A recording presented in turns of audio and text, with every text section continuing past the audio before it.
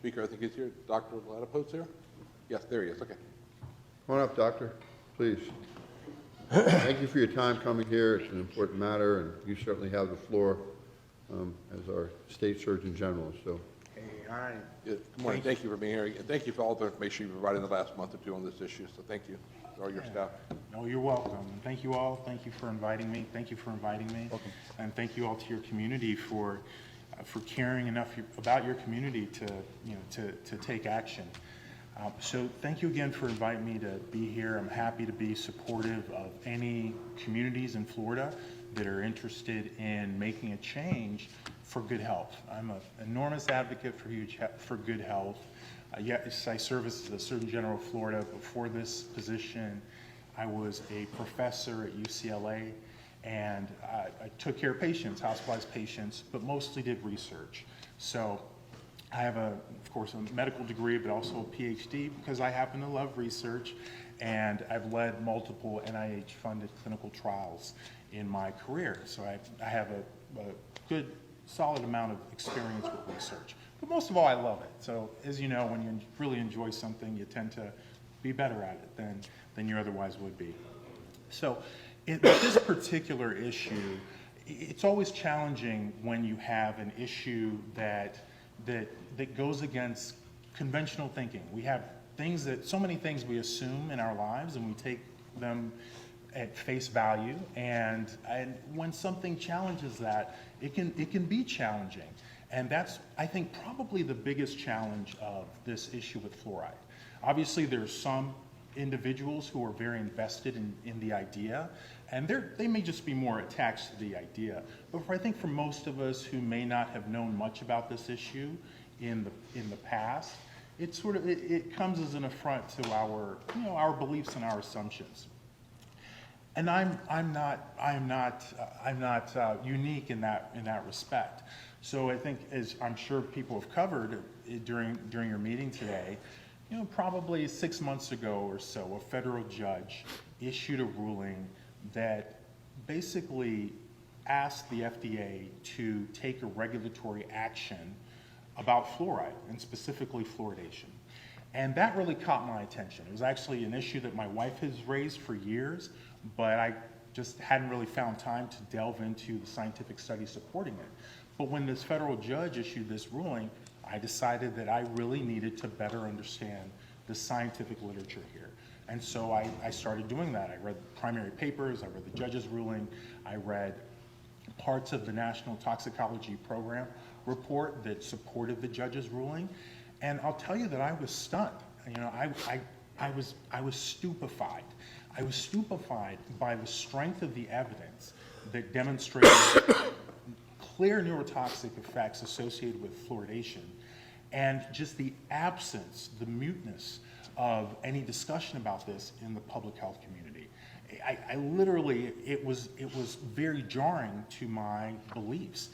But indeed, the scientific literature about this is very unequivocal. So I know that I overheard the gentleman before me already discussing some of it, but just to be very clear, there are multiple studies, many of them, that show in other countries where levels of fluoridation are higher, a very clear relationship. It's something that we call a dose-response relationship in science. It's one of the most compelling types of evidence that you can identify outside of a randomized clinical trial. And what a dose-response relationship is a relationship where the more of something you're exposed to, the more powerful, the worse the effects. And the less of something, the less the effects. And that really is a strong evidence for what we like to call causality, which is to say that there's a tethered relationship between an exposure and an outcome.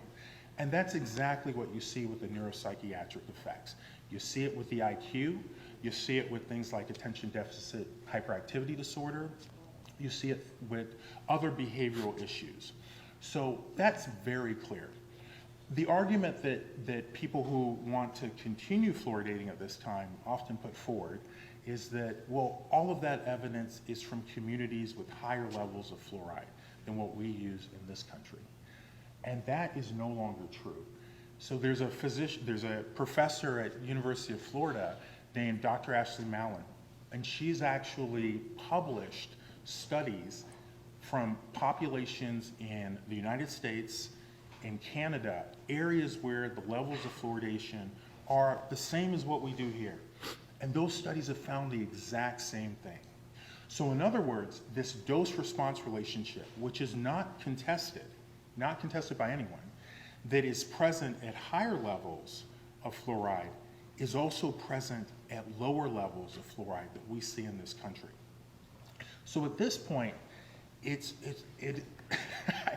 I'm trying to think of a word that won't be taken the wrong way to describe the notion of continuing to support this. I mean, it's insane to continue to support this with the information that we have now. And who suffers the most? Well, so far it's children and pregnant women. Those are the most sensitive populations. That's where the strongest data are. And obviously, especially for our children, just why on earth's name would we ever continue to expose them to something that's totally avoidable? And on the other side, does fluoride have dental benefits? That's definitely been shown. But and I don't want to undermine those. Dental health is extremely important. Brushing your teeth, flossing. We in the Department of Health are actually taking some steps to increase the amount of dental education we have in this state. There are certainly populations that have less dental education, and there are large opportunities to improve dental health in those populations. But even on the benefit side, the Cochrane Review, I think just last year, published a new review that showed that before 1975, the benefits of fluoridation for dental health were more substantive. But all of the studies, when they reviewed the studies since 1975, there's very little effect. In fact, their report actually says that there may not be any benefit to water fluoridation. And those are their words.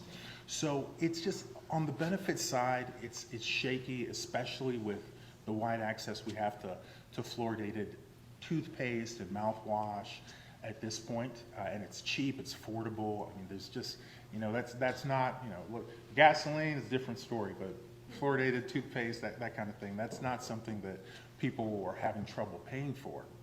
Or housing down here in this beautiful, seaside city of you guys. But on the benefit side, it's just, again, it's not strong anymore in terms of like whole body fluoridation. And the risks just become clearer and clearer. It just doesn't make sense to keep doing this. And I'm grateful to your community members who've come forward to share their opinions with you. And again, thank you all for taking your leadership role in this area. Thank you. Thank you, Doctor.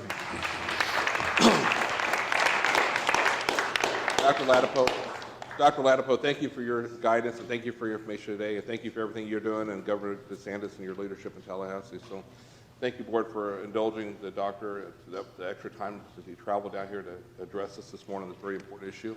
And the information I think he's obtained and everybody else over the last few years gives us the background to make this decision.